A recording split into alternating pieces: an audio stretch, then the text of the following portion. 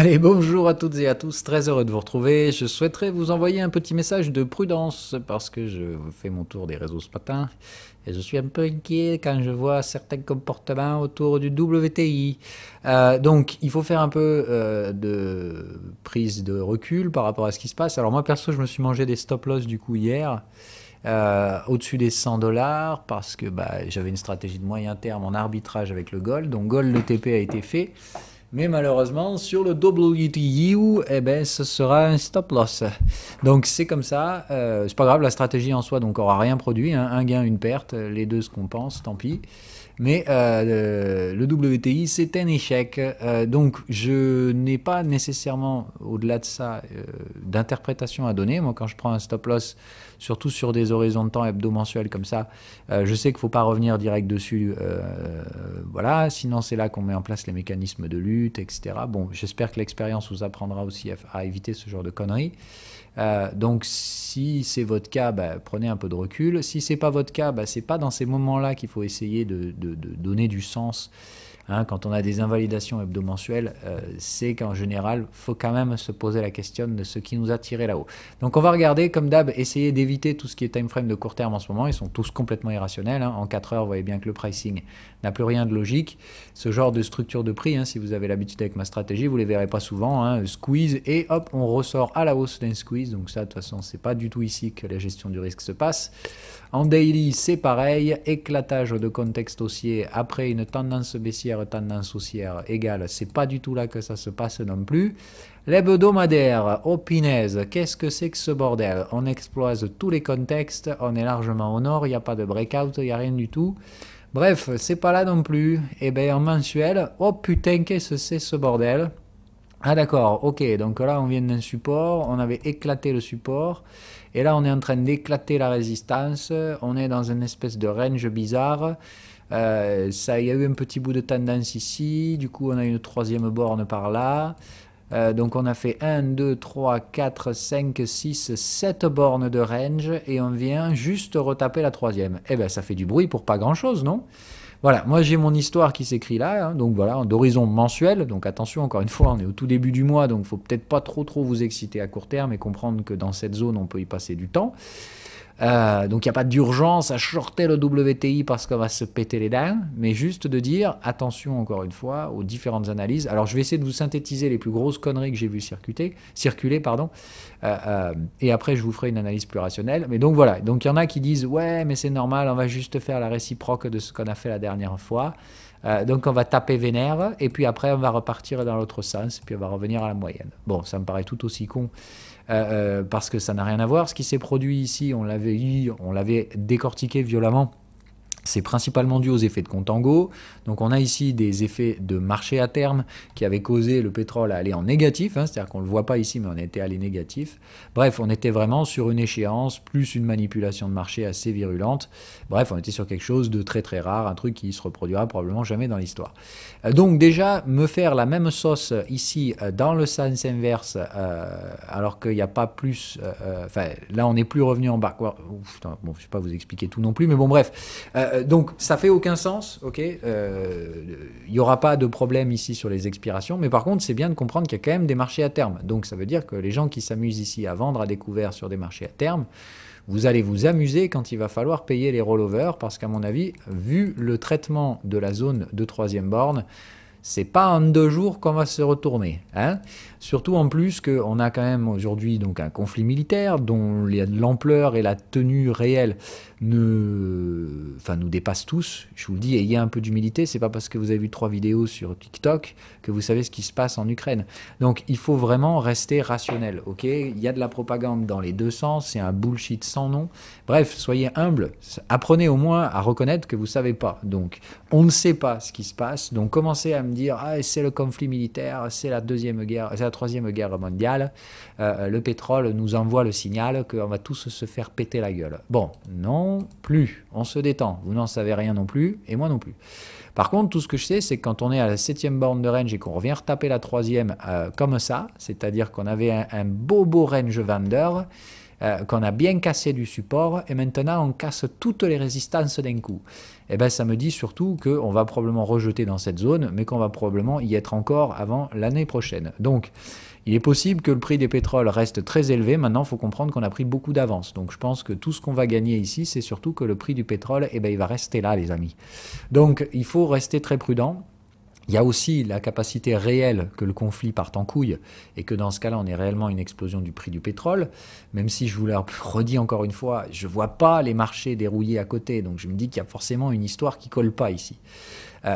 On va voir, peut-être qu'aujourd'hui les marchés démarrent sur une phase d'euphorie et puis vont se manger moins 10 dans la journée. C'est possible, mais c'est peu probable. Et rappelez-vous ce qu'on a dit. En ce moment, je vois des gens qui font n'importe quoi. J'ai pourtant essayé de vous préparer dès le début 2022. On a fait une série d'émissions et une particulière ici dont on avait parlé, que le prix des différentes commodities, etc., serait probablement un grand n'importe quoi et que ça allait pas s'arranger dans les prochaines années, dû au fait qu'on se dirigeait vers une crise majeure de la valeur. Autrement dit, la plupart de ces actifs sont cotés soit en dollars, soit en devises qui sont en train de perdre toute la confiance qui leur est normalement accordée. Bref, il y a une tension aujourd'hui quant à la valeur des choses. Donc, on cherche à se raccrocher à plein de trucs, les cryptos, les machins. Donc, il va y avoir des thématiques comme ça. Là, la thématique du jour, c'est le WTI. Il faut que vous reveniez sur les zones techniques. C'est la principale des choses qu'il faut faire à chaque fois. La thématique, c'est que oui, on vient d'une tendance haussière. Donc, c'est plutôt très con de commencer à essayer de shorter le WTI. Venant d'une tendance haussière, la probabilité de sortie de ce range, elle est plutôt haussière. Mais par contre, retenez aussi que là, en termes de rythme de marché, il y a seulement une quinzaine de bougies, allez, une vingtaine de bougies, okay, on était dans le paroxysme opposé. Donc, on est dans un comportement cyclique. De ce comportement cyclique, j'ai l'impression qu'on cherche le paroxysme du cycle haussier et puis qu'après, il ne se passera plus rien. Bref, j'ai l'impression que tout le potentiel haussier du WTI, on vient de se le faire en one shot puisque maintenant, on price tout. La guerre, l'inflation, la crise de valeur, etc. Donc, attention à ne pas projeter, encore une fois, les rythmes. C'est ça qui m'inquiète. Pour moi, on est dans des ranges et on est sur des troisièmes bornes. Ce range n'a absolument aucune structure, ni accumulative, ni quelle qu'elle soit. Je pense encore une fois que le prix du pétrole finira par exploser dans les prochaines années, en même temps que les autres commodities, on se le dise, et les différents métaux et tout ça. Mais j'ai surtout l'impression qu'on risque de se prendre un joli « Ah bah merde, au final, on va rester là et on va garder un prix du baril très élevé ». Voire évidemment peut-être à un moment donné une rechute qui offrira un beau point d'entrée si on revient chercher des valeurs plus médianes, mais je parie toujours personnellement qu'on aura une structure d'accumulation. Sur un range aussi mature, normalement on revient taper le canal de tendance. Alors je pense que ce canal de tendance va accélérer, mais je maintiens toujours, moi c'est plutôt 2023-2024 que je me repositionnerai très chaud sur les comos plutôt lié à la consommation type WTI. Donc pour l'instant, malheureusement, je suis obligé de manger des stop-loss parce que j'avais une stratégie d'arbitrage entre Gold et WTI. Gold, j'ai atteint le TP, le WTI, je me suis mangé un stop-loss.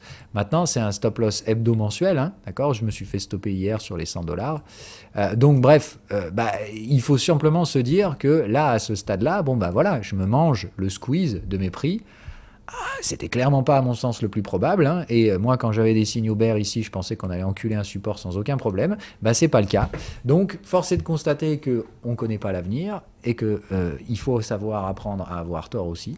Donc j'ai eu tort, mais comprenez que si on a tort sur des horizons hebdo ou mensuels, c'est pas forcément le moment de tout de suite revenir derrière, mais de comprendre qu'il faudra probablement plusieurs mois à mon avis avant de stabiliser la situation, tout en prenant en compte le risque, pour moi très faible, mais pas nul, qui est réellement une dérouille future à venir sur le pétrole. Bref, pourquoi je vous dis tout ça ce matin? Je vous dis tout ça parce que d'une, je pense que shorter le pétrole, c'est pas une très très bonne idée.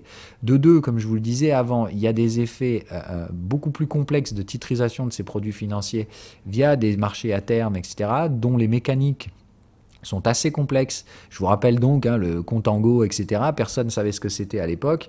Donc, faites attention, ok? C'est très compliqué de s'exposer sur ces produits-là. Et surtout, que ce soit à l'achat ou à la vente, je pense que les prix ne vont pas nécessairement bouger très fort à court terme. Et je parle de court terme mensuel. Ça veut dire que ça pourrait mettre plusieurs mois avant de se déboucler sur cette zone et d'obtenir éventuellement un reverse. Donc, restez prudent, ok? C'est pas parce qu'ici, on a traité le contango sur une échéance très violemment qu'ici, on vient chercher l'échéance et on va se péter la gueule. On est au début du mois, ça fait aucun sens. Donc, restez rationnel par rapport à ça.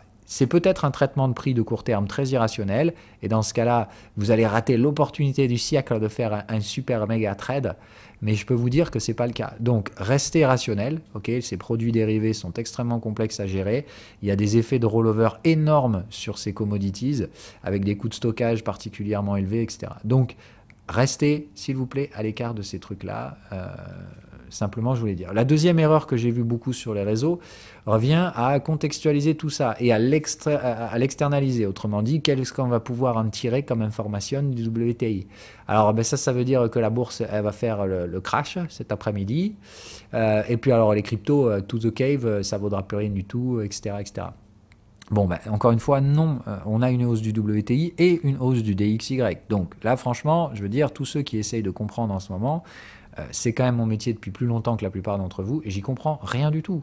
Donc, il faut bien que vous captiez ce qui se passe réellement, c'est ce que je vous ai mis dans le brief 2022. On ne sait plus comment valoriser correctement les choses. Donc on vit sur des époques, sur des moments et principalement sur des sentiments. Donc là, le sentiment, c'est que le WTI, c'est irrationnel. Donc il y a deux choses principales qui peuvent se produire. Soit on va chercher l'irrationnel le plus débile qui existe, et alors là, les bornes de volatilité, on n'en a rien à foutre. On est déjà sur des bornes de volatilité annuelles, hein, donc quand même, à mon avis, se calmer à ce niveau-là. Mais il n'y a pas en soi de réel problème à aller to the moon. Hein. Donc, il faut rester rationnel par rapport à ça. On peut aller encore plus loin dans l'irrationnel sur le WTI, à court terme. Hein. C'est-à-dire, d'ici demain, on peut très bien être à 140, ça ne change rien. Et on aura pris 30% de plus. Hein. Donc, bon, restons rationnels. On ne peut pas trouver le point haut de ces marchés parce que ce n'est pas réellement rationnel de base. On va chercher du grand n'importe quoi et c'est l'ambiance de ces marchés ces dernières années. On ne sait plus où on va, il y a une réelle crise de valeur qui s'annonce et qui va passer comme ça de thématique en thématique. La thématique aujourd'hui, c'est le WTI. Eh ben, apprenez un truc, si vous voulez faire de l'argent dans les marchés, si vous cherchez à faire des coups de poker, allez au casino. Franchement, ou jouer au loto.